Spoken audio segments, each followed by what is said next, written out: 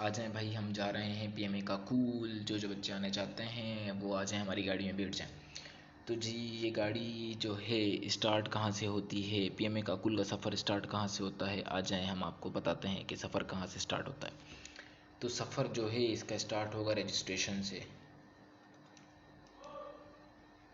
Registration जो है ये बेसिक है, इसका सफ़र स्टार्ट ही यहीं से होगा। अगर आपने रजिस्ट्रेशन करवाई है तो ही इसका सफ़र का आगाज़ है। ये समझें कि बस का टिकट है, अगर ये टिकट आप लेंगे तो ही बस में बैठ सकते हैं और जा सकते हैं। इस टिकट के बगैर आपको बस में नहीं बैठना दिया जाएगा। अच्छा जी, आपने आपने रजिस्ट्रेशन करवा दिया। अब रजिस्ट्रेशन के 72 आवर्स जो होते हैं वो बड़े अहमियत के होते हैं। 72 आवर्स में आपके जो आपने फॉर्म फिल किया है उसको चेक किया जाता है, और with in 72 hours, maximum 72 hours है, जो 72 आवर्स है ये मैक्स टाइम है, ये मैक्सिमम टाइम है। इसके अंदर अंदर आपका फॉर्म एक्सेप्ट हो जाता है और आपको डेट मिल जाती है टेस्ट की। अगर आपको टेस्ट की डेट नहीं मिली, इसका मतलब आपका फॉर्म में कोई इश्यूज़ हैं। मे बी पॉसिबल कि 3 डेज़ के बाद भी आ जाए, लेकिन जो क्राइटेरिया उस हिसाब से तो 72 आवर्स ही होता है। 72 आवर्स में आपको डेट मिल जाती है। जी, आपको डेट मिल गई तो आपने इनिशियल टेस्ट देने जाना है। इनिशियल टेस्ट जो आपका है सेकंड स्टेज है। इनिशियल टेस्ट देने जाना है। इनिशियल टेस्ट में क्या सीन होता है ये हम ग्रीन मार्कर से रखेंगे, क्योंकि हम पाकिस्तानी हैं तो हमें ग्रीन मार्कर यूज़ करना चाहिए। हम क्यों रेड यूज़ कर रहे हैं? रेड तो रशिया करेगा। मजाक करूँ भाई। अच्छा जी, इनिशियल इनिशियल जो है, इनिशियल जो 2 स्टेप में डिवाइड हुआ है। फर्स्ट वाला है इंटेलिजेंस। इंटेलिजेंस है, या राइटिंग बहुत बेकार हो रही है, माजरत चाहता हूँ। इंटेलिजेंस है, इंटेलिजेंस सब डिवाइड हुआ है वर्बल, और सेकंड जो है वो नॉन वर्बल। अरे अच्छी हो गई, अभी अभी बोला अच्छी हो गई, माशाल्लाह। और तीसरा, इसको हम बोलते हैं ख़तरनाक पार्ट। इसको ख़तरनाक पार्ट जो है ना वो एकेडमिक है, इसको हम बोलेंगे केपी, ख़तरनाक पार्ट। किसी के सामने नहीं बोल देना भाई, ऐसी तफरी तफरी में बोल रहा हूँ जी। इंशाल्लाह जब आप लोग एकेडमिक भी क्लियर कर लेंगे, फिर जी आपका इनिशियल जो मेडिकल होगा। इनिशियल मेडिकल में क्या सीन होता है हम आपको बताते हैं। इनिशियल मेडिकल जो आपका थर्ड स्टेज है। इनिशियल मेडिकल, इनिशियल मेडिकल में आपकी आइज़ चेक होंगी, आपकी एल्बोस, हैंड्स, हाथों पे कट वगैरह तो नहीं लगे हुए, ऐसी चीज़ें वगैरह, लेग्स, जॉइंट्स जो बोलते हैं ना, घुटनों के जॉइंट्स चेक करते हैं, मिले नहीं आपस में। इसका क्या कॉन्सेप्ट है, क्यों चेक करते हैं ये मुझे आज तक समझ नहीं आया, लेकिन चेक करते हैं, लॉजिक होगी इसके पीछे कोई। और भी चेक बैक होता है अब मैं समझ जाएँ, और भी चीज़ें वगैरह होता है। तो ये क्राइटेरिया है फ़ौज का, चाहे किसी भी फ़ौज में जाएँ, पाकिस्तान की फ़ौज या दुनिया की किसी फ़ौज में भी, तो ये बेसिक क्राइटेरिया पूरा किया जाता है। अब यूट्यूब चैनल है, तुम लोग रिपोर्ट कर दोगे, इसलिए मैं सब कुछ नहीं बता रहा। अच्छा जी, इनिशियल मेडिकल जो है आपका हो गया, तो आपको कहा जाएगा कि आप, जो शख्स जो हैं वो रेफ़र होते हैं किसी चीज़ में, रेफ़र वालों के लिए है ये। अभी ये हम लिखेंगे ब्लू मार्कर से।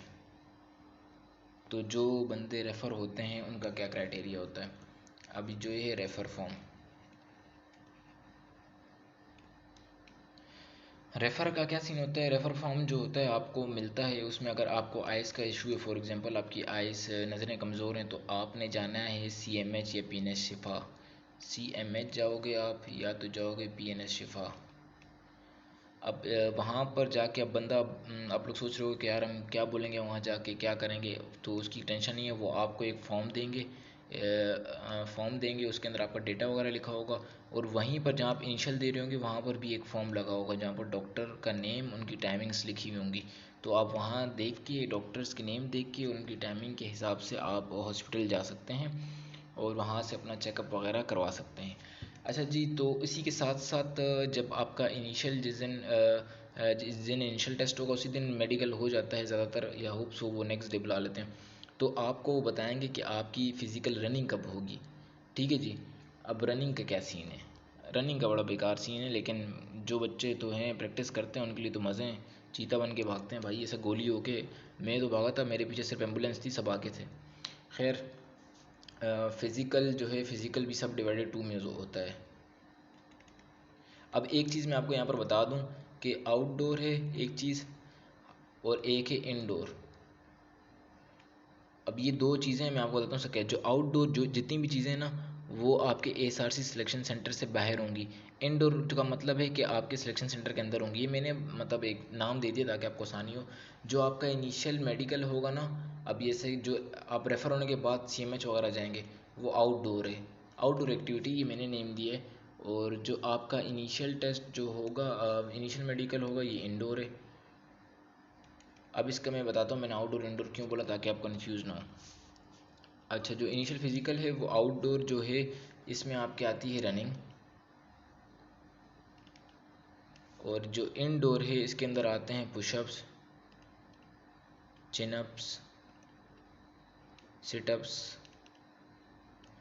अच्छा, इसके अलावा जी आपकी डिच क्रॉसिंग, ये चीज़ें आपकी आती हैं, ठीक है जी। ये बाकी मैंने वीडियो में बता दिए कितने पुशअप्स हैं, कितने चिनअप्स हैं, और रनिंग का क्या प्रोसेस है, ये सारा मैंने आपको बता दिया। प्रोसेस कह रहा हूँ, प्रोसेस, सॉरी ब्रो, गलती इंसान से ही होती है, बसना नहीं। खैर, वीडियो की तरफ चलते हैं। अभी हम रेड मार्कर यूज़ करेंगे। तो इनिशियल आपको मैंने फ़िज़िकल भी बता दिया है, और इनिशियल आपको बाकी चीज़ें बता दी है। अब सीन ये है कि अगर आपका ये चीज़ें अल्हम्दुलिल्लाह इंशाल्लाह क्लियर हो जाती हैं तो क्या सीन है। अगर आपका जी फ़िज़िकल भी क्लियर हो गया और अल्हम्दुलिल्लाह और इंशाल्लाह, तो फिर आपने दोबारा एसआरसी आना है। एसआरसी आना है, वो आपको इंटरव्यू की डेट देंगे। इंटरव्यू की डेट आपको देंगे, आपने उस दिन आके इंटरव्यू देना है, और जिस दिन आप इंटरव्यू देंगे उसी दिन आपको रिज़ल्ट मिल जाएगा। मींस के इंटरव्यू ख़त्म होगा उसके आधे घंटे बाद, 1 डेढ़ घंटे बाद, जो भी उनका प्रोसीजर होगा, उस हिसाब से आपको जो रिज़ल्ट मिल जाएगा। लेकिन उसी दिन मिलेगा, ये गारंटी। और उसी दिन आपको आईएसएसबी के फॉर्म भी मिल जाएंगे। अब जी आईएसएसबी के फॉर्म मिल गए, तो उसके बाद तकरीबन 1.5 2 महीने, 1 महीना, वो डिपेंड करता है आपके एसएसबी पे कि कब आ जाए। लेकिन मैक्सिमम टाइम बोलते हैं 120 दिन होते हैं कम से कम। लेकिन आईएसएसबी का जो कॉल लेटर है ना, वो आपको 14 डेज़ पहले मिलेगा। लेकिन बच्चे बोलते हैं ना कि यार पता नहीं कब मिल जाएगा और हमें पता होगा कि नहीं होगा, तो उसकी टेंशन नहीं लो, कम से कम 14 डेज़ पहले मिलेगा। और दूसरी बात ये है कि अभी एक वेबसाइट आपको बता देता हूँ।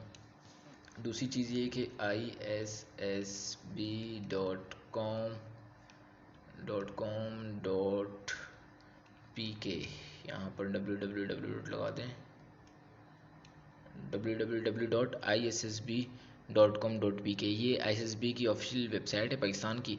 तो अगर लाजमी नहीं है, कॉल लेटर भी नहीं आता, तो आप यहाँ पर डेली बेसिस पे चेक कर सकते हैं। तो यहाँ पर अपलोड हो जाएगी ISSB की डेट। अब आप एसएसबी का प्रोसेस तो बात का है, फ़िलहाल मैं थोड़ा बहुत ही गाइड कर रहा हूँ ना। तो आप गए जी, एसएसबी आप दे के आ गए इंशाल्लाह। और अगले दिन एसएसबी का जो रिज़ल्ट है वो कब तक आता है, आईएसएसबी का जो रिज़ल्ट है वो अगले दिन ही आपको मिल जाता है। फॉर एग्ज़ाम्पल, अगर आप 1 तारीख को घर पे आए हो, तो 2 तारीख को 12 बजे आपका जो है 12 o'clock पे आपको जो है रिज़ल्ट आ जाएगा। 12 बजे आ जाता है, 11 बजे आ जाता है, सुबह सुबह आ जाता है समझो। इतनी भी सुबह नहीं कि फजर की नमाज़ के बाद आ जाए, लेकिन आ जाता है। 12 बजे तक आ जाता है, वो उनकी टाइमिंग है। और उसके बाद जी क्या होता है, एसएसबी भी आप दे गए इंशाल्लाह, आप एसएसबी क्लियर कर गए। फिर बड़ी जो है अहमियत रखता है वो है आपका फ़ाइनल मेडिकल। फ़ाइनल मेडिकल में जी क्या होता है, आपके सारे चेकअप्स वगैरह होते हैं, सब चीज़ें। बहुत बच्चे बोलते हैं कि यार बहुत इश्यूज़ होते हैं, बहुत लंबा प्रोसेस होता है फ़ाइनल मेडिकल का भी।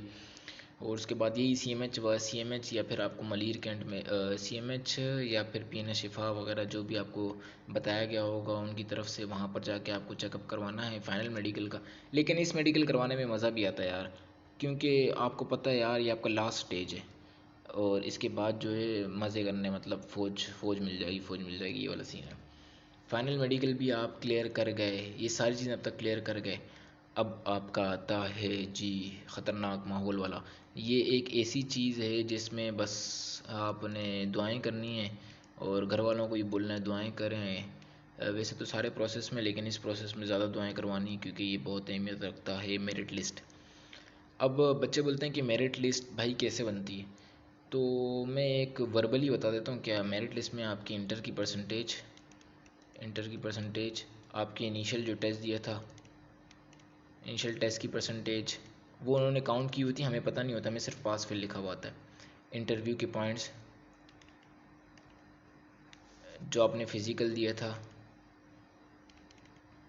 उसके पॉइंट्स, फिज़िकल के पॉइंट्स इस तरह के, अगर जो रनिंग है उसके भी पॉइंट्स होते हैं, पुशअप चिनअप सबके पॉइंट्स होते हैं, ठीक है। सबके पॉइंट्स वगैरह काउंट करके ना, सब चीज़ें करके एक क्राइटेरिया, एक परसेंटेज जो भी वो बनाएंगे, उस हिसाब से आपकी सिलेक्शन होगी। और फिर जो मेरिट लिस्ट के फिर फाइनल कॉल लेटर उसको बोलते हैं। फाइनली जो बच्चे बोलते हैं अल्हम्दुलिल्लाह I am going to PMA Kakul, एक ये बहुत बड़ा ख्वाब है पाकिस्तान के, समझो 99.99 बच्चों का, जो मुझे ये लगता है कि 99% बच्चे जो है ना फ़ौज में जाना चाहते हैं, और बाकी जो 1% जो बच गए ना, वो फिर अपना कारोबार करने का सोचते हैं। ज़हनियत हर किसी की अपनी अपनी होती है, लेकिन फ़ौज जो है वो बहुत ही बेहतरीन पेशा है मेरी नज़र में, और सबकी नज़र में यही है। तो जी ये सारा प्रोसीजर है पीएमए काकुल जाने का। उसके बाद काकुल जाके क्या होता है ये भी आपको थोड़ा सा गाइड कर देते हैं। तो काकुल जाके आपकी वही 2 साल की ट्रेनिंग होगी काकुल में, 2 ईयर्स की।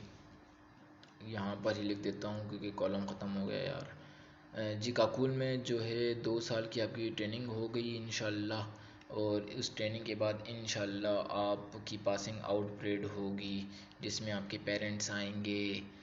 और ज़रा सोचिए आप अपने फादर को सल्यूट कर रहे हैं, तो बहुत अच्छा लगता है, बहुत अच्छा फील होता है। मतलब इमेजिनेशन ही बड़े मज़े की है ना, और रियल लाइफ में ये हो तो क्या ही बात है।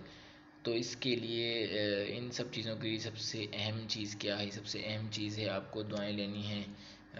दुआएं, अब किसकी दुआएं लेनी है अब ये भी देखना पड़ेगा। प्रेयर जो हैं वो फादर की प्रेयर्स हैं, आपकी मदर की प्रेयर्स हैं, और सबसे अहम बात अल्लाह का राज़ी होना है।